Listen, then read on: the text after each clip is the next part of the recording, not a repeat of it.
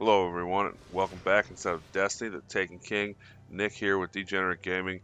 Good Friday morning to you all. Today is Friday. That means Mr. Tentacle Face is back. And Zur will be located this week in the Hall of Guardians. He will be over here to your left. He was here a couple of weeks ago. And this week, he is selling all new Taken King exotics. So we'll get started here on the armor pieces. He has the Tychonaut for you Titans. It has a max stat line of 51 on intellect, 46 on discipline. The max rolls on this are 60 for both stats, so that is a pretty good roll. We'll go over its perks here. It has air traffic control. All rocket launchers gain tracking. Radar remains visible while zooming with heavy weapons, and heavy ammo drops are dropped more often. Um, Well, for ammo drops more often, obviously that won't be affected in Crucible. In PvE, however, that will be pretty useful. Everything else could really go both ways. It seems like a very interesting helmet. I actually don't have this, so I can't really, tell you guys how good this thing is. Unfortunately, I will tell you that I am going to buy this with trials here this weekend. So, without we'll get into more of its perks. It has increased intellect, increased discipline.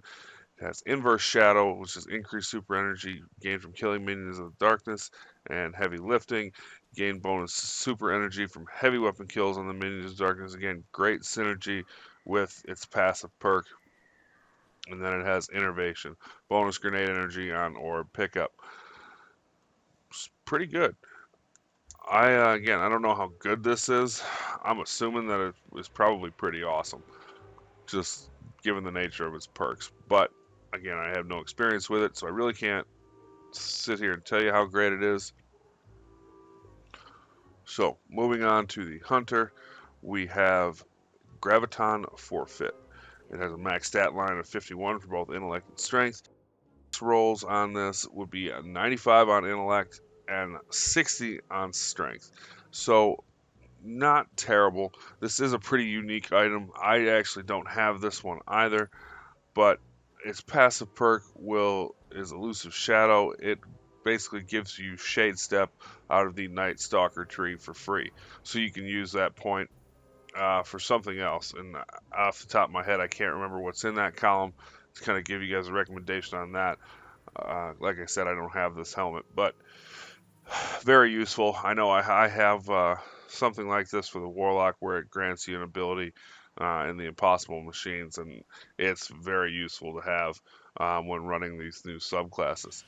But moving on, it gives you an increased intellect, increased strength, ashes to assets, gain bonus super energy on grenade kills, heavy lifting again, gain bonus super energy from heavy weapon kills in the minions of darkness, and better already, shield start recovery immediately after orb pickup. Roll's not terrible. If you don't have it, pick it up. I'm gonna just because I don't have it, and yeah, I could care less about the roll. I could probably try to re-roll it. Odds are though that once I buy it, I'll probably get a drop from a legendary, or excuse me, from an exotic engram once I get a 3 of coins. That'll probably be better anyways. It seems to be how my luck works. But anyways, moving on. We have the Alchemist Raiments for the Warlocks. It has a max stat line of 107 for intellect, and the max roll on this is 124. So again, pretty good. As this has a wide range, I forget what the um, lowest you can see this as, but it's got a pretty big range. So 107 is definitely on the higher end of that spectrum, and this is a pretty unique piece in and of itself. Excuse me. This has iron to gold, chance to gain glimmer on primary ammo pickups, orbs collected when your super is full, recharge your grenades, and melee. This is pretty useful to have. I actually just got this out of an engram, and I've been using it. Excuse me, and you do rack up some glimmer pretty quickly if you play often enough. Uh, Super energy is full recharging your grenades and melees on armor pickups. That is very useful. It allows you to just, depending on who you're playing with, if you're in the raid where people are using supers left and right, creating lots of orbs with, a lot of enemies around, makes it very useful. Melees and grenades, basically, you can use them in half the cooldown time, if not more, depending on how many of them are floating around. We have an increase to strength and to intellect. We have increased amount of special ammo drops and heavy ammo drops. We also have arc burn defense and arc armor, which is increased using an arc based subclass. So again, as you can see right here, that this is good for Nightfalls, but this basically synergizes with the new Stormcaller subclass, and who doesn't like extra armor? So again, very useful. I do already have this, so I won't be picking this up. And then we move to our weapon, is the Zalo Supercell, and this thing is awesome. I got this out of an Engram drop the other day, and I have been using it ever since. This is the Zalo Supercell, passively unlocked. Arc projectiles have a chance to chain lightning when enemies are close together. It has CQB ballistics, smart drift control, which is predictable and controllable recoil, penalty to range. As you can see, it doesn't really give you that much stability. It doesn't really reduce range all that much either. And then we have aggressive ballistics, which is more predictable recoil, enhanced impact, shorter range, and more recoil. It also has persistence. This weapon grows more accurate the longer it is fired. It has hammer forge to increase range and improve accuracy. Rifle barrel, which increases range, slower reload.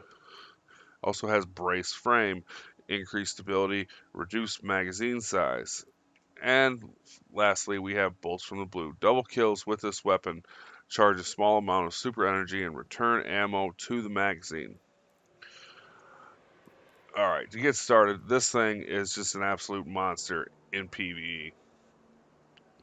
As I said, I got this from an Engram drop. I don't really know how much bolts from the blue has proc because I really haven't been paying attention. I'm just kind of left in awe as to how the way this thing eats through enemies. Hammer forge, rifle barrel, both pretty good on this, and you have brace frame. This will actually reduce the magazine size down to about 28, I believe. And aggressive ballistics and brace frame make for a deadly combination on this gun, as you can see. Anyways, I would definitely recommend, if you don't have this, pick it up. Even if you have to infuse it, this is a great weapon to have for PvE.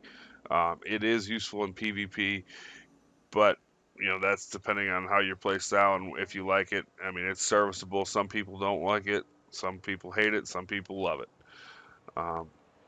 Moving forward, we have the Legacy Engram, which is finally something different than a heavy. It's a special weapon engram for 31 strange coins, the ripoff of the week.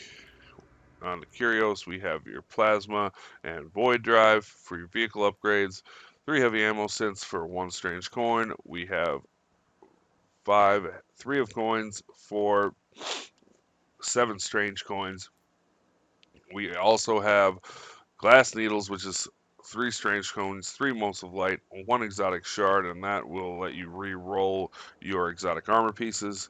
And we have 1 mote of light for 2 strange coins.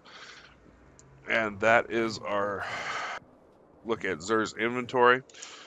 And thank you for watching. Please remember to rate, comment, subscribe, hit that like button if you would, and we will see you on the next one. Later.